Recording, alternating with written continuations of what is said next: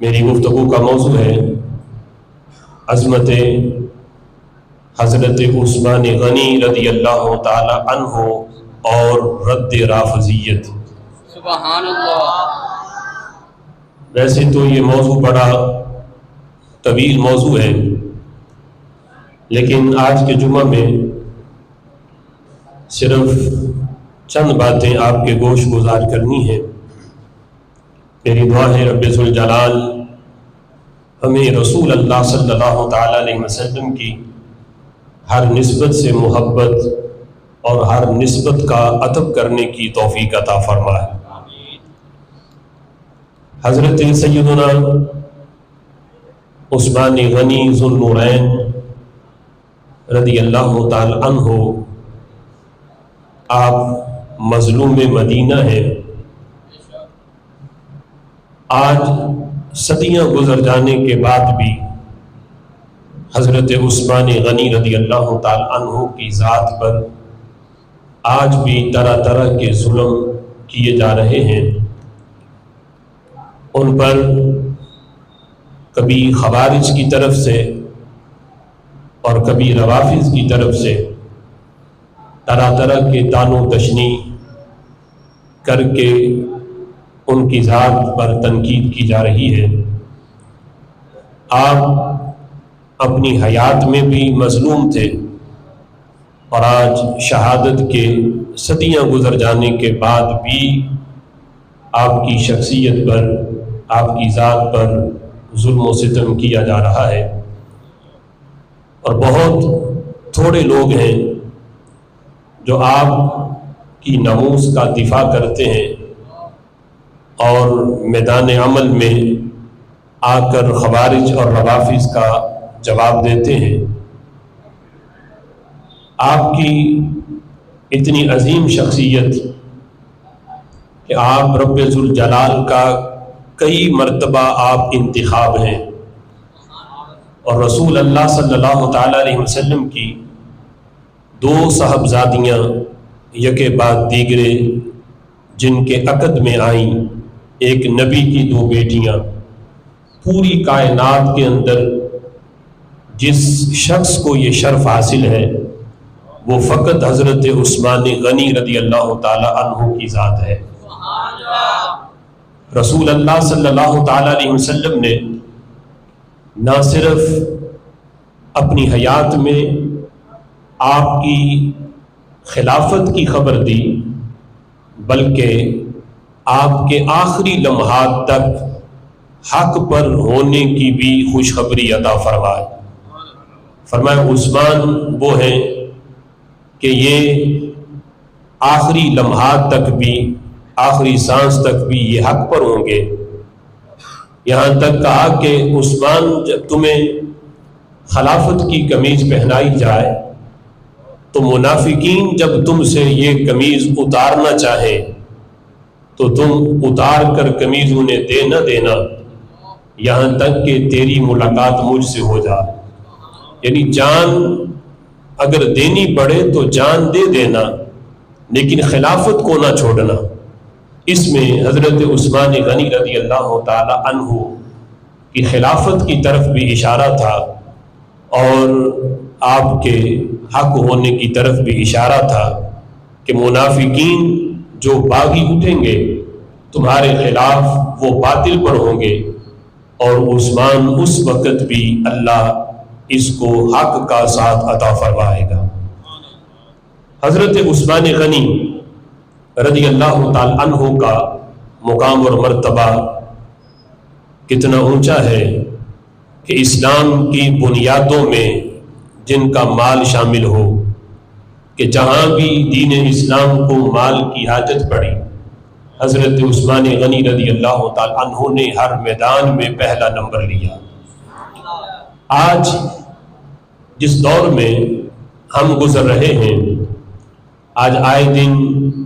صحابہ اکرام علیہم رضوان کی ناموس پر حملے ہو رہے ہیں، اور ان کی ناموس کا دفاع کرنے والے بہت تھوڑے ہیں۔ ایک تو معاملہ یہ ہے کہ کچھ لوگوں نے، بڑے بڑے آستانوں کے پیروں نے اور بڑے بڑے مشہور اور نامور نام نہاد اپنے آپ کو علماء، مفتی اور پیر کہلوانے والے، انہوں نے وحدت امت کے نام پر رافضیوں اور خارجیوں سے اتحاد کیا ہوا ہے، اور جب روافض کی طرف سے کسی صحابی کی نموز پر جب کوئی حملہ ہو تو چونکہ ان کے یارانے ہیں، کبھی انہیں دعوت پہ بلاتے ہیں، کبھی ان کی دعوت پہ چلے جاتے ہیں، اور وحدت امت کے نام پر ان کے ساتھ مل بیٹھ کے کھاتے پیتے بھی ہیں، تو یہ چیز انہیں روکتی ہے کہ جب ان کی طرف سے کسی صحابی کی شان میں کوئی گستاخی ہو تو چونکہ ان کے تعلقات ہیں تو یہ چیز انہیں صحابہ کرام علیہم رضوان کی نموز کا دفاع نہیں کرنے دیتی۔ لیکن رب ذوالجلال کا یہ فضل ہے کہ جہاں باطل ہو وہاں حق ضرور ہوتا ہے، جہاں یزیدیت ہو وہاں حسینیت ضرور ہوتی ہے، جہاں فرعونیت ہو وہاں رب ذوالجلال موسیٰ علیہ السلام کا کردار ادا کرنے والا کوئی نہ کوئی ضرور بھیج دیتا ہے۔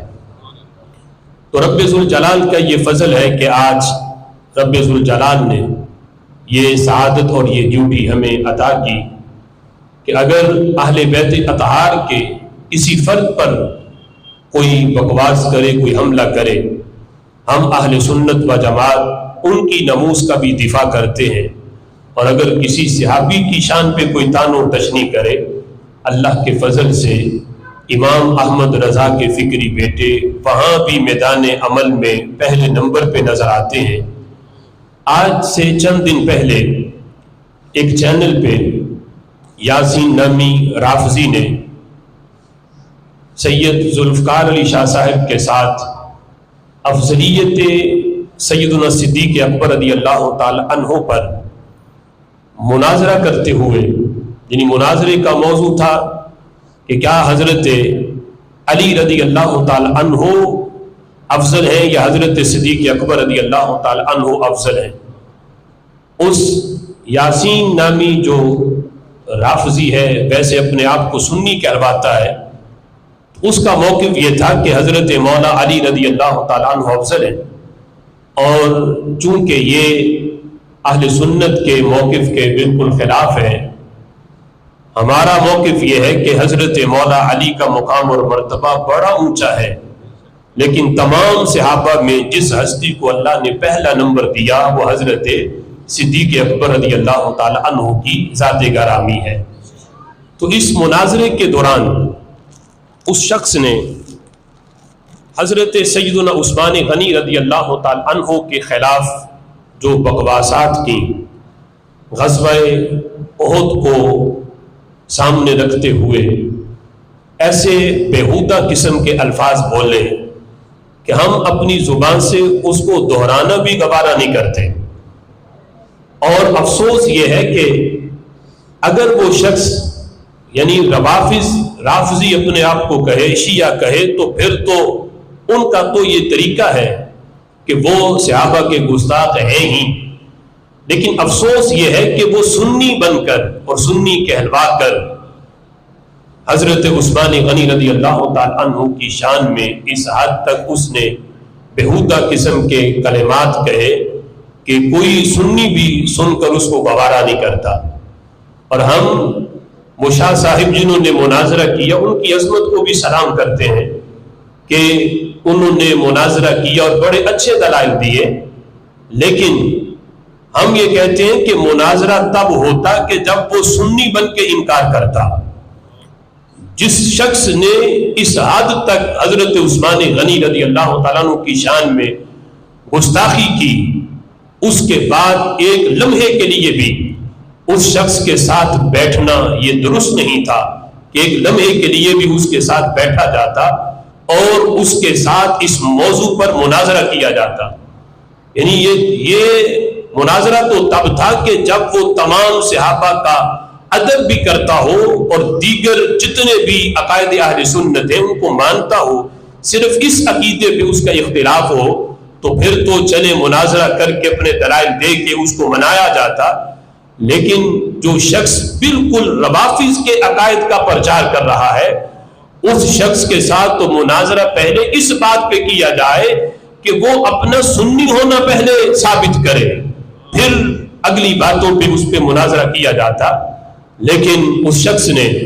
جو گستاخی حضرت عثمان غنی رضی اللہ تعالیٰ عنہ کی شان میں کی، ہم اس کا جواب تو بعد میں دیتے ہیں۔ حضرت سیدنا عثمان غنی رضی اللہ تعالیٰ عنہ وہ عظیم ہستی ہیں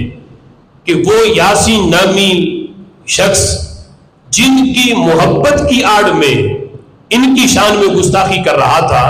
وہ حضرت مولا علی رضی اللہ تعالیٰ عنہ ان کے ساتھ ان کی محبت کا دعویٰ تھا، تو اسے سوچنا چاہیے کہ عثمان غنی وہ ہیں جو حضرت علی کے بھی امام ہیں۔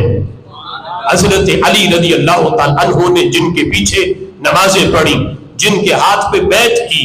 اور جو حضرت علی کے بھی مقتدا ہیں، حضرت علی رضی اللہ تعالیٰ عنہ کے بھی پیشوا ہیں، ان کے بھی راہبر ہیں، تو ان کے شان کے اندر گستاخی کر کے میں کس طرح حضرت علی رضی اللہ تعالیٰ عنہ کے ساتھ محبت میں سچا ہو سکتا ہوں؟ حضرت مولا علی کی محبت میں سچا وہی ہے جو ان سے پہلے ان کے اماموں کا ادب بھی کرے، ان سے پیار بھی کرے۔ حضرت عثمان غنی رضی اللہ تعالیٰ عنہ آپ کا مقام اور مرتبہ کتنا اونچا ہے، میں صرف ایک دو احادیث اس سلسلہ میں پیش کر کے اس کے اعتراض کا جواب دیتا ہوں۔ حضرت عثمان غنی رضی اللہ تعالیٰ عنہ کو جو رب ذوالجلال نے جو عظمت اور شان اور جو مقام عطا کیا، وہ ہم بیان کرتے جائیں وقت ختم ہو سکتا ہے، آپ کی عظمتوں کا بیان مکمل نہیں ہو سکتا۔ حضرت جابر رضی اللہ تعالیٰ عنہ اس کو روایت کرتے ہیں، کہتے ہیں کہ ہم ایک دن ایک شخص کے گھر میں حاضر تھے، مہاجرین بھی بیٹھے تھے، ان میں حضرت صدیق اکبر بھی تھے، حضرت عمر بھی تھے، حضرت عثمان غنی، حضرت مولا علی بھی تھے، حضرت طلحہ، زبیر، حضرت عبد الرحمن بن عوف، حضرت سعد بن ابی وقاص رضی اللہ تعالی عنہ، یہ سارے صحابہ اس مجلس کے اندر موجود تھے۔ خود رسول اللہ صلی اللہ تعالی علیہ وسلم بھی تشریف فرما تھے۔ تو حضرت جابر کہتے ہیں قال رسول اللہ، نبی پاک علیہ الصلوۃ والسلام نے تمام صحابہ سے فرمایا لا لینہد کل رجل منکم الی کفوہ، فرمایا تم میں سے ہر شخص اٹھ کے اپنے کفو کے پاس چلا جائے۔ کفو یہ نکاح کے باب کے اندر یہ کہا جاتا ہے کہ فلاں فلاں کا کفو ہے، عام اگر اس کا ترجمہ کریں تو مطلب یہ بنتا ہے کہ فلاں یعنی جو جس کا ہم پلہ ہے، جو جس کا برابری والا ہے، وہ اس کے پاس چلا جائے۔ تو نبی پاک علیہ الصلوۃ والسلام نے تمام صحابہ سے فرمایا کہ تم میں سے ہر بندہ اٹھ کے اس کے پاس چلا جائے کہ جو جس کے ہم پلہ ہے، جو جس کے برابر کا ہے، جس کے جوڑ کا ہے، اس کے پاس چلا جائے۔ کہتے نبی پاک علیہ الصلوۃ والسلام نے خود یہ فرما کر فنہد النبی صلی اللہ علیہ وسلم الی عثمان، حضور نے فرمایا تم میں سے ہر بندہ اٹھ کے اپنے ہم پلہ کے پاس چلا جائے۔ فرمایا یہ فرما کر خود حضور اپنی جگہ سے اٹھے اور چل کر حضور حضرت عثمان غنی کے پاس چلے گئے۔ حضرت عثمان غنی رضی اللہ تعالی عنہ کے پاس آ کر بیٹھ گئے۔ پہلے فرمایا کہ تم میں سے ہر بندہ جس کے جو ہم پلہ ہے، برابر کا ہے، جوڑ کا ہے، وہ اٹھے اس کے ساتھ جا کے بیٹھے۔ اور میرے آقا علیہ الصلوۃ والسلام خود اٹھے، حالانکہ اس مجلس میں صدیق اکبر بھی ہیں، اس میں حضرت عمر بھی ہیں، اس میں حضرت مولا علی رضی اللہ تعالیٰ عنہ بھی ہیں، لیکن رسول اللہ صلی اللہ تعالی علیہ وسلم اس مقام پر کسی دیگر صحابی کے پاس جا کے نہیں بیٹھے۔ نہد النبی الی عثمان،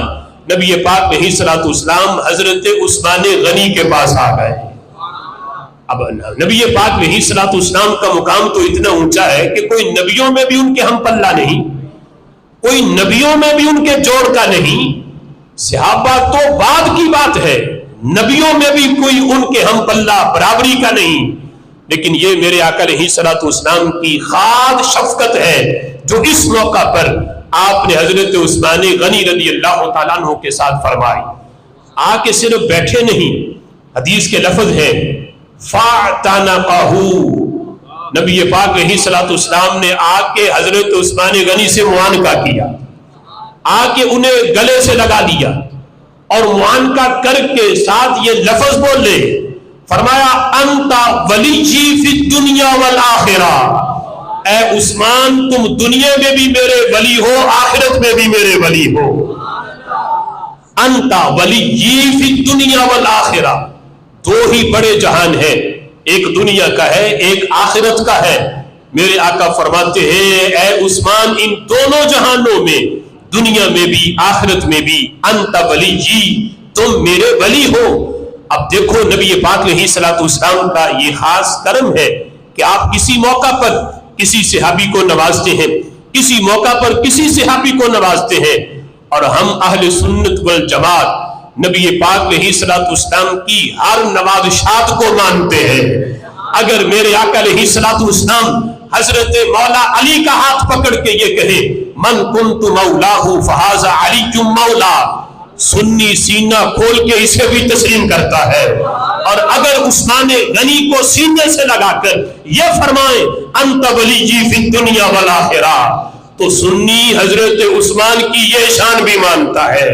مولا علی کی عظمت کو بھی تسلیم کرتے ہیں، حضرت عثمان غنی کی شان کو بھی مانتے ہیں۔ ہم وہ روافض کی طرح نہیں کہ حضرت علی کی شانیں تو مانے اور دیگر خلفاء کی شان سے نظر پھیر لے، نہ ہم وہ خارجی ہیں کہ جو صحابہ کی عظمت کو مانے اور حضرت مولا علی کی شان پہ آنکھیں بند کر لے۔ رب ذوالجلال کا فضل ہے، سنی صحابہ کی عظمت بھی مانتا ہے، اہل بیت اطہار کی شان بھی تسلیم کرتا ہے۔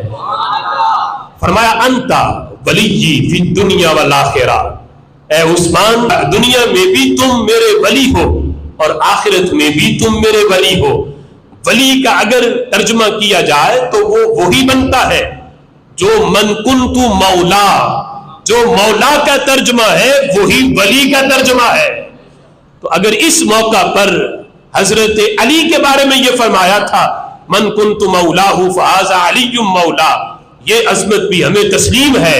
اور حضرت عثمان غنی کی شان بھی تسلیم ہے۔ میرے آقا فرماتے ہیں عثمان تم میرے ولی ہو، دنیا میں بھی میرے ولی ہو، آخرت میں بھی میرے ولی ہو۔ اور اسی طرح حضرت عثمان غنی رضی اللہ تعالیٰ عنہ کی عظمت کو بیان کرتے ہوئے میرے آقا علیہ الصلوۃ والسلام فرماتے ہیں، امام حاکم نے اپنے مستدرک میں اس حدیث کو نقل کیا، حدیث نمبر 4537 ہے۔ میرے آقا فرماتے ہیں یا طلحہ، حضرت طلحہ رضی اللہ تعالیٰ عنہ حضور کی بارگاہ میں حاضر تھے، تو میرے آقا نے فرمایا یا طلحہ، اے طلحہ انہ لیس من نبی الا ولہ رفیق من امتہ معہ فی الجنہ، فرمایا نبیوں میں کوئی بھی نبی ایسا نہیں ہے کہ ہر نبی کو اللہ نے اس کی امت میں ایک ایسا شخص دیا ہے کہ اللہ اس شخص کو جنت میں اس نبی کا رفیق بنائے گا۔ نبیوں میں کوئی بھی ایسا نہیں کہ جس کی امت میں کوئی ایسا شخص نہ ہو کہ جس نے کل کو جنت میں اس نبی کا رفیق نہ بننا ہو۔ ہر نبی کا اس کی امت میں کوئی نہ کوئی ایسا رفیق ہے جس کو اللہ قیامت کے دن جنت میں بھی اس نبی کی رفاقت دے گا۔ یہ فرمانے کے بعد اب سوال یہ تھا کہ ہر نبی کا کوئی رفیق ہے اور جنت میں بھی اس کو رفاقت ملے گی، تو سوال یہ تھا کہ ماہو پھر آپ کا رفیق جنت میں کون ہوگا؟ تو میرے آقا علیہ الصلوۃ والسلام نے فرمایا وَأَنَّ عُثْمَانَ رفیقی وَمَعِيَ فِي الْجَنَّةِ، فرمایا جنت میں جس کو اللہ میری رفاقت خاص عطا فرمائے گا، فرمایا وہ کوئی اور نہیں، وہ حضرت عثمان غنی رضی اللہ تعالیٰ عنہ کی ذات گرامی ہے۔ وَإِنَّ عُثْمَانَ رَفِيقِي وَمَعِيَ فِي الْجَنَّةِ، فرمایا حضرت عثمان غنی رضی اللہ تعالیٰ عنہ وہ ہیں کہ جن کو رب ذوالجلال میری رفاقت خاص دے گا، اب وہ خلفائے راشدین یعنی شیخین حضرت صدیق اکبر اور حضرت عمر رضی اللہ تعالیٰ عنہ، ان کی رفاقت تو ہے ہی کہ وہ تو ظاہری حیات میں بھی رفیق رہے، اب مزار میں بھی رفیق ہے، اور جب کل قیامت کے دن اٹھیں گے پھر بھی رفاقت یوں ہوگی، میرے آقا فرماتے میری دائیں جانب صدیق اکبر ہوں گے، دوسری طرف حضرت عمر ہوں گے، لیکن یہ خاص رفاقت ہے کہ جن کو مزار کے لحاظ سے رفاقت نہیں ملی، رب ذوالجلال جنت میں حضرت عثمان کو محبوب کی رفاقت خاص عطا فرمائے گا۔ وَأَنَّ عُثْمَانَ رَفِيقِي وَمَعِيَ فِي الْجَنَّةِ، اور حضرت عثمان غنی رضی اللہ تعالی عنہ رب ذوالجلال ان کو جنت میں میری رفاقت عطا کرے گا۔ اور پھر حضرت عثمان غنی رضی اللہ تعالی عنہ کا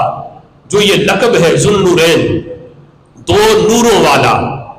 دو نور جو رسول اللہ صلی اللہ علیہ وسلم کی دو صاحبزادیاں یکے بعد دیگرے نور والے آقا کی دو نور زادیاں جو آپ کے عقد میں آئیں، جس کی وجہ سے آپ ذوالنورین بنے، دو نوروں والے بنے۔ اس نور کا اظہار اور اس کا ظہور دنیا میں نہیں، اس کا ظہور تو آخرت میں قیامت کے دن جنت میں بھی ہوگا۔ جس وقت رسول اللہ صلی اللہ تعالی علیہ وسلم سے یہ پوچھا گیا کہ محبوب یہ بتائیں، سأل رجل افی الجنت برق، محبوب یہ بتائیں کہ کیا جنت میں بجلی ہوگی، جنت میں روشنی، جنت میں چمک، برق روشنی کو کہتے ہیں، بجلی کو، چمک کو، تو پوچھا کہ کیا جنت میں چمک ہوگی، روشنی ہوگی؟ تو میرے آقا علیہ الصلوۃ والسلام نے قسم اٹھا کے فرمایا، نعم والذی نفسی بیدہ، مجھے قسم ہے اس ذات کی جس کے قبضے قدرت میں میری جان ہے، ان عثمان لیتحول من منزل الی منزل، فرمایا جنت میں عثمان کے کئی گھر ہیں، ایک گھر نہیں، عثمان کو اللہ نے جنت میں کئی محل دیے۔ فرمایا جب میرا عثمان اپنے ایک گھر سے دوسرے گھر کی طرف جائے گا، ان کے چلنے سے جنت کے اندر چمک پیدا ہوگی۔ فرمایا فَتَبْرُقُ لَهُ الْجَنَّةُ، جب وہ اپنے ایک مکان سے نکل کر دوسرے مکان کی طرف جائیں گے،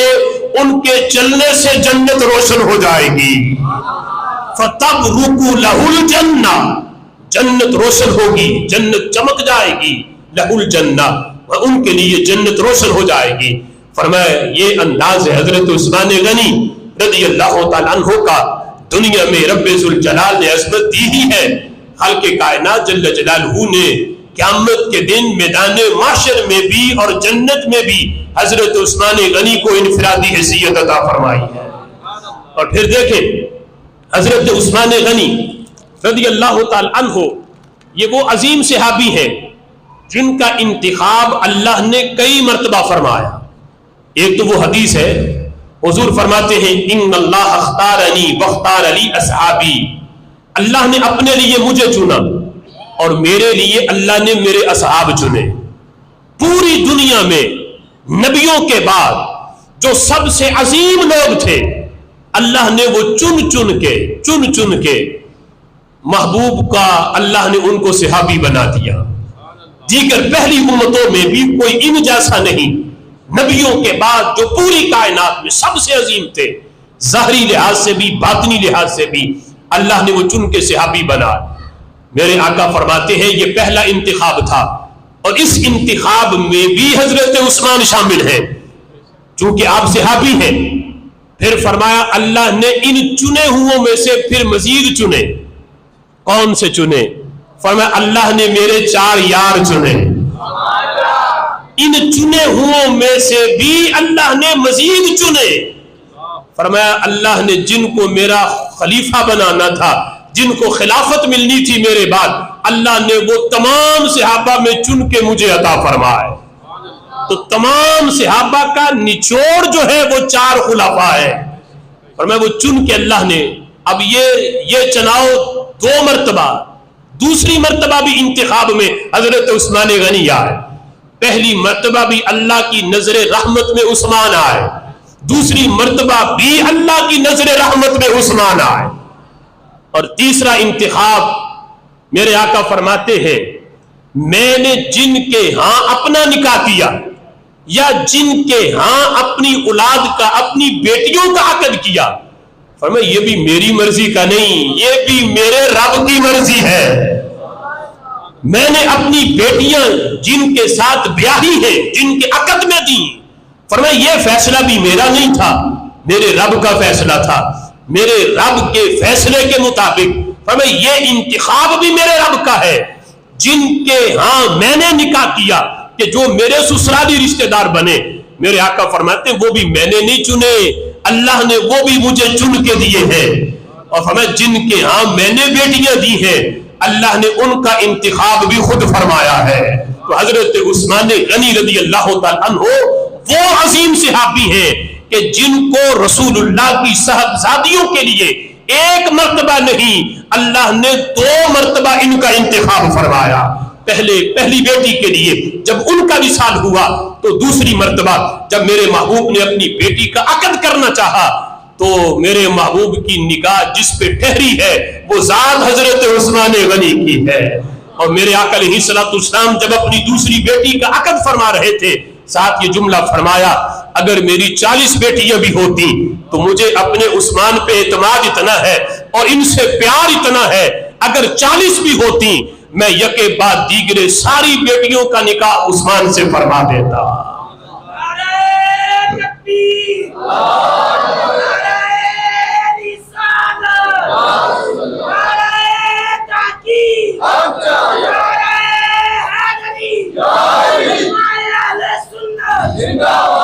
اب دیکھو اتنی مرتبہ جس ہستی کا اللہ نے انتخاب کیا ہو اور اتنی مرتبہ جو اللہ کی نظر رحمت میں آیا ہو، اس ہستی کے بارے میں معاذ اللہ یہ کہنا کہ جب وہ خلیفہ بنے تو معاذ اللہ بیت المال کو لوٹتے رہے، کہ وہ عثمان کہ جب بھی اسلام کو مال کی ضرورت پڑی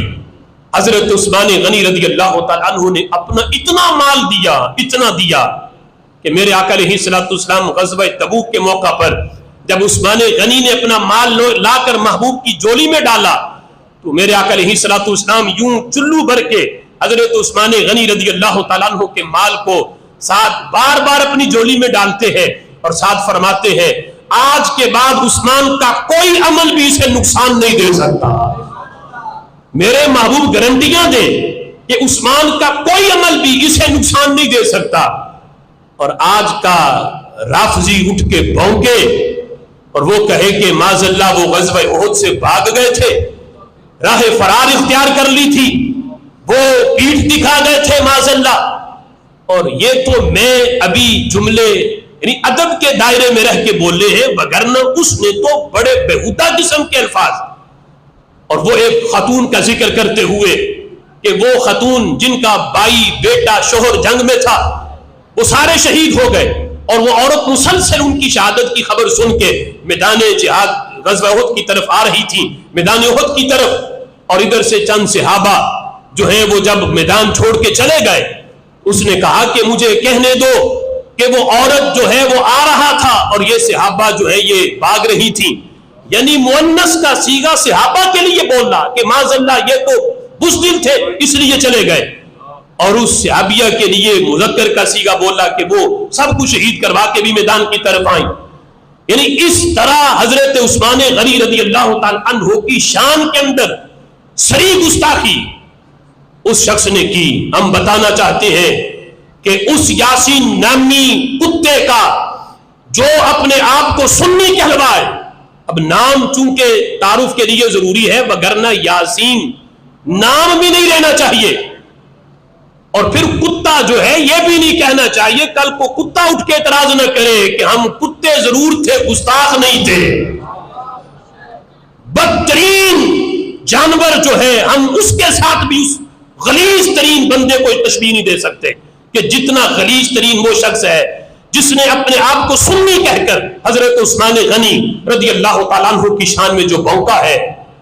ہم اسے بتانا چاہتے ہیں کہ تیرا دور دور تک اہل سنت کے ساتھ تیرا کوئی تعلق نہیں، تو نے مناظرہ کرنا ہے تو پہلے اس بات پہ کر، تو اپنا مومن ہونا ثابت کر، اپنا مسلمان ہونا ثابت کر، تیرے ساتھ دیگر باتوں پہ مناظرے بعد میں ہیں۔ تو حضرت عثمان غنی رضی اللہ تعالیٰ عنہ کی یہ گستاخی کر کے تو دائرہ اسلام سے نکل چکا، تیرا دین اسلام سے کوئی تعلق نہیں۔ اب اس شخص نے جو اعتراض کیا ہے میں اس کا تھوڑا سا پس منظر آپ کو بتا دوں۔ غزوہ احد میں جب نبی پاک علیہ الصلوۃ والسلام نے چند صحابہ کو ایک پہاڑ پہ کھڑا کیا کہ تیر اندازوں کو کہ جب تک میں نہ کہوں تم نے یہ جگہ چھوڑ کے نیچے نہیں اترنا، چاہے فیصلہ کوئی بھی ہو جائے، ہم جنگ جیتے یا ہارے، جب تک میں نہ کہوں تم نے نہیں اترنا۔ اب جس وقت اللہ تعالیٰ نے مسلمانوں کو فتح عطا کی اور مسلمان مال غنیمت سمیٹنے لگے تو ان صحابہ نے یہ سوچا کہ اب تو فتح مل گئی، جو آخری مرحلہ ہوتا ہے مال غنیمت اکٹھا کرنے کا، مسلمان تو وہ اکٹھا کر رہے، اب یہاں ٹھہرنے کی حاجت نہیں۔ انہوں نے اپنے تائیں یہ سوچا کہ اب نیچے اترنے کا وقت آ گیا۔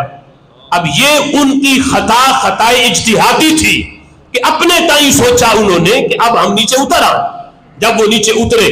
پیچھے سے کافروں نے حملہ کیا جس کی پاداش میں مسلمانوں کو بہت بھاری نقصان ہوا، کئی مسلمان شہید ہوئے۔ جب وہ بگدڑ مچی تو اس میں صحابہ کرام علیہم رضوان کو سمجھ نہ آئی، کچھ صحابی میدان سے چلے گئے چونکہ بگدڑ تھی، اور وہاں یہ کیفیت کا بن جانا کہ نہ ایک تصور بھی نہ ہو کہ یہاں سے حملہ ہو سکتا ہے، وہاں سے اچانک حملہ ہو جانا اور مسلمان اس حملے کو روکنے کی تیاری میں بھی نہ ہو، یہ صورتحال جب بن جائے تو اس وقت یعنی اس طرح افراتفری کی کیفیت کا بن جانا یہ تبھی معاملہ تھا۔ اور پھر یہ خبر بھی مشہور ہو گئی، کفار نے یہ خبر مشہور کر دی کہ معاذ اللہ مسلمانوں کے نبی شہید ہو گئے۔ اب یہ خبر نے مسلمانوں کے جو جذبے پہلے جوان تھے، یہ خبر سن کے وہ جذبے بھی ٹھنڈے پڑ گئے کہ جن کے لیے ہم آئے تھے جب وہی نہ رہے تو پھر یہ جان ہمیں اس کی پرواہ نہیں، ہم تو آئے ان کی خاطر تھے، لڑ ان کی خاطر رہے تھے، جب وہی دنیا سے چلے گئے وہ بھی شہید ہو گئے، اب ہمیں اپنی جان بھی نہیں چاہیے۔ یہ صورتحال بھی صحابہ کی بنی اور یہ طبی تقاضا تھا۔ اس افراتفری میں کچھ صحابہ میدان چھوڑ کے چلے گئے، اس میں حضرت عثمان غنی رضی اللہ تعالیٰ عنہ بھی تھے۔ اگر انہوں نے پیٹھ دکھانی ہوتی، اگر مسلمانوں کو شکست دینے کی نیت سے جانا ہوتا تو پھر کبھی بھی میدان احد میں وہ آتے ہی نہ۔ وہ جو اس نیت سے آئے تھے وہ تو میدان میں آنے سے پہلے چھوڑ گئے۔ وہ عبداللہ بن ابی منافق کی قیادت میں جو منافقین چلے تھے وہ تو وہیں سے چلے گئے، لیکن حضرت عثمان غنی آئے ہیں، میدان میں لڑے ہیں۔ لیکن جب یہ صورتحال بنی افراتفری کی، اس وقت کچھ صحابہ وہاں سے چلے گئے، لیکن رب ذوالجلال نے قرآن میں ان کی عظمت کو بیان کرتے ہوئے اللہ نے فرمایا اس دن جو میدان سے چلے گئے تھے، جو ان سے لغزش ہوئی ہے، اللہ فرماتا ہے میں نے اپنے نبی کی نسبت کی وجہ سے سب کو معاف فرما دیا۔ وَلَقَدْ عَفَى اللَّهُ عَنْهُمْ، اللہ فرماتا ہے میں سب کو معاف کر چکا۔ ہم کہتے ہیں جب اللہ نے معاف کر دیا، اب یہ رافضی کون ہوتے ہیں کہ اٹھ کے صحابہ کی غلطیاں نکالیں اور ان پہ صحابہ کی توہین کریں اور انہیں تان و تشنیع کا نشانہ بنائیں، جب اللہ فرماتا ہے کہ ان سے جو لغزش ہوئی تھی میں نے معاف کر دی ہے۔ اب جب اللہ معاف کر دے تو پھر اور کسی کی جرت کیا ہے کہ وہ اٹھے اور اٹھ کے کہے کہ فلاں بھاگ گیا تھا، فلاں چلا گیا تھا، فلاں نے پیٹھ دکھا دی، فلاں جو ہے وہ چلا گیا، فلاں فرار ہو گیا۔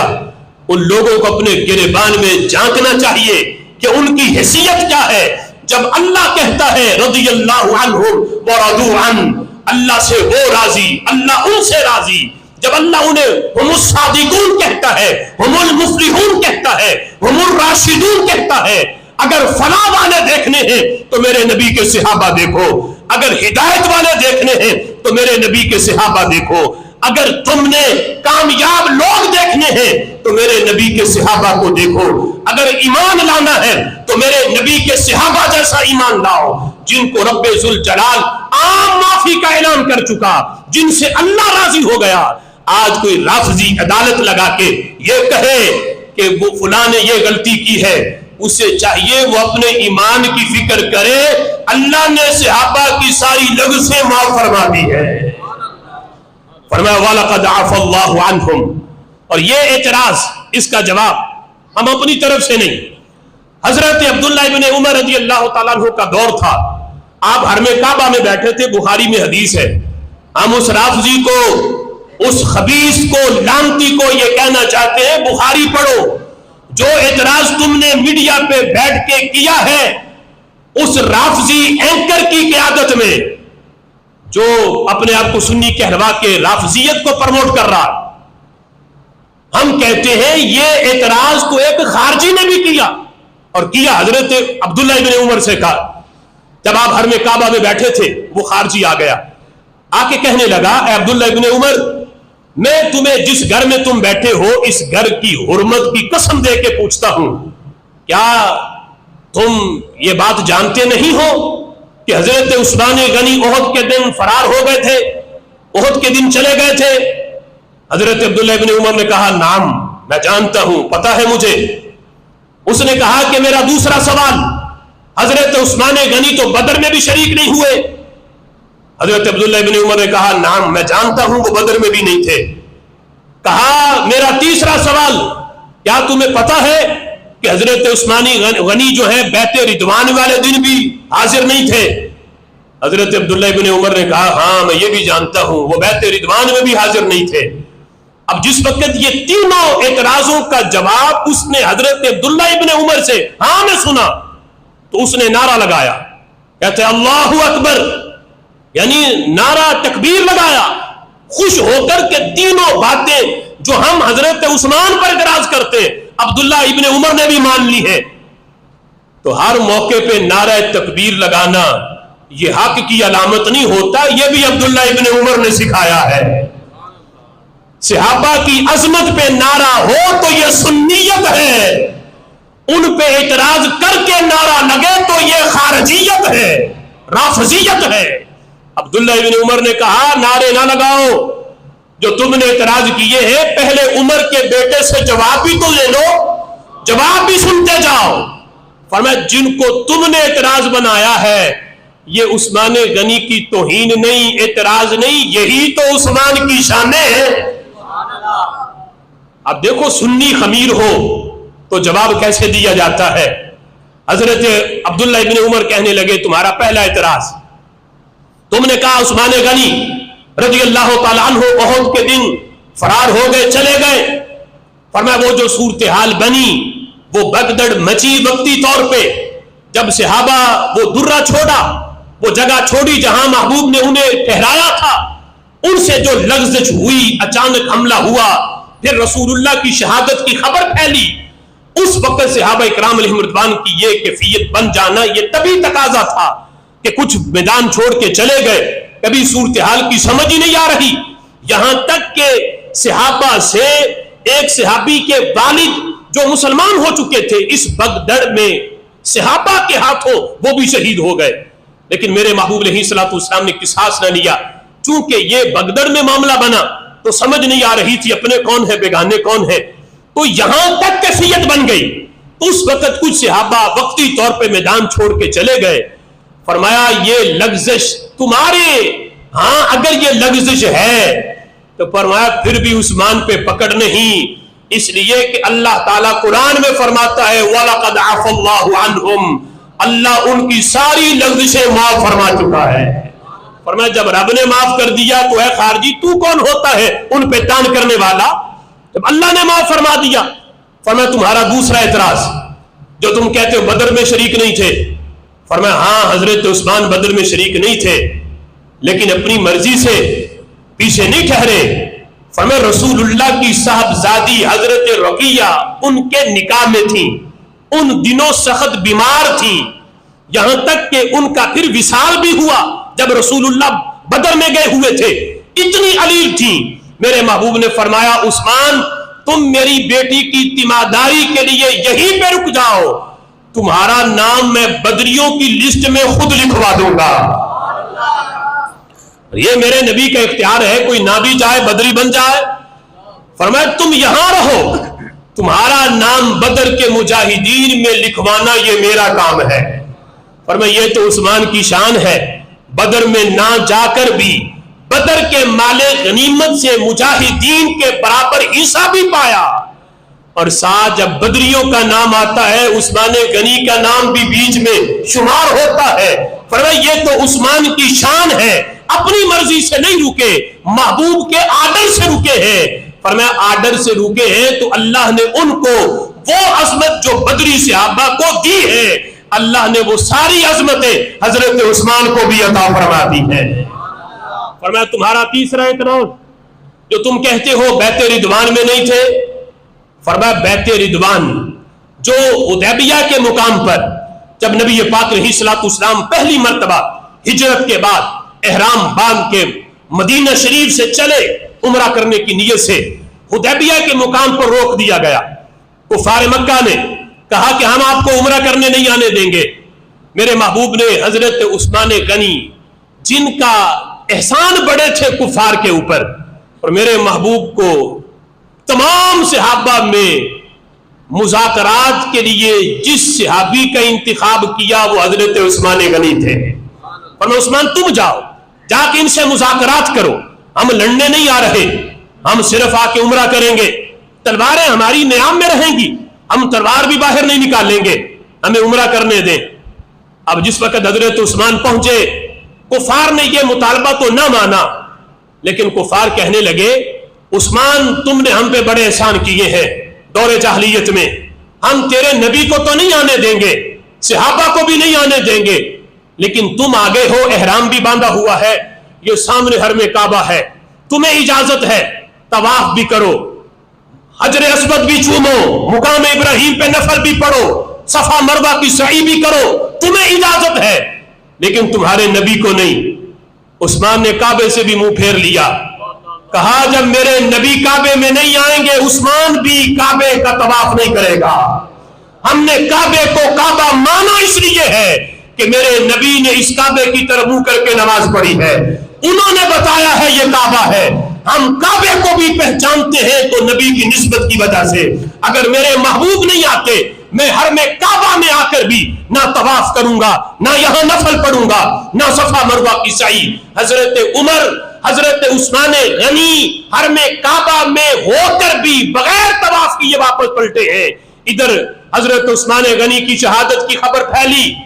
میرے محبوب نے تمام صحابہ سے بیعت لی، یہ ہے بیعت رضوان۔ سارے صحابہ نے محبوب کے ہاتھ پہ جب ہاتھ رکھا تو میرے آقا علیہ الصلوۃ والسلام نے اپنا دایاں ہاتھ فرمایا یہ ہاتھ عثمان کی طرف سے ہے، صحابہ عثمان کی طرف سے بیعت میں کرتا ہوں۔ لوگ کہتے ہیں نبی کو علم نہیں تھا اس لیے بیعت لے رہے تھے، حضرت عثمان غنی کی شہادت کا پتہ نہیں تھا، اگر شہادت ہو چکی ہوتی، محبوب کو پتہ نہ ہوتا، علم نہ ہوتا، جو خبر پھیلی تھی اگر محبوب کو علم نہ ہوتا تو جو شہید ہو چکا ہے اس کی طرف سے بیعت کرنے کا معنی ہی نہیں بنتا۔ میرے آقا بیعت کر کے بتا رہے تھے عثمان کی وکالت اس کا وکیل میں ہوں، میں نے بیچا ہے ان کو مکہ مکرمہ میں، وہ غیر حاضر میری وجہ سے ہے،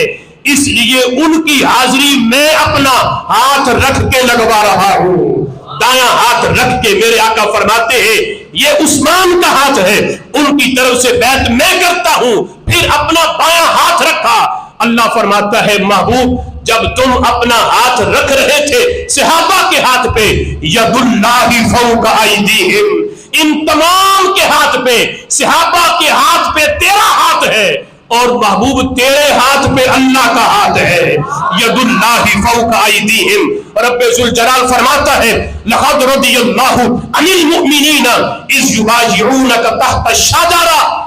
آج کوئی حضرت عثمان کی غلطیاں نکالے، اللہ فرماتا ہے محبوب جب اس درخت کے نیچے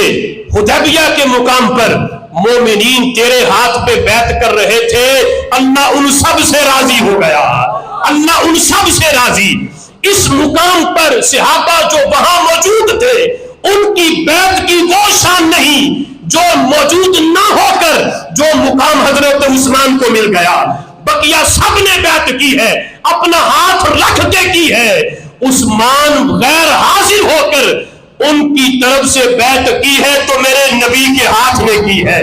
اپنے دائیں ہاتھ کو میرے محبوب عثمان کا ہاتھ فرمائے. تو فرمایا حضرت عبداللہ ابن عمر نے، اے خارجی، جس کو تو توہین سمجھ رہا ہے، یہ تو عثمان غنی کی شان ہے کہ میرے آقا علیہ الصلوۃ والسلام اپنے ہاتھ کو عثمان کا ہاتھ فرمائے. فرمایا یہ عظمت اور شان رب ذوالجلال نے کسی اور کو نہیں، حضرت عثمان غنی کو عطا فرمائی ہے.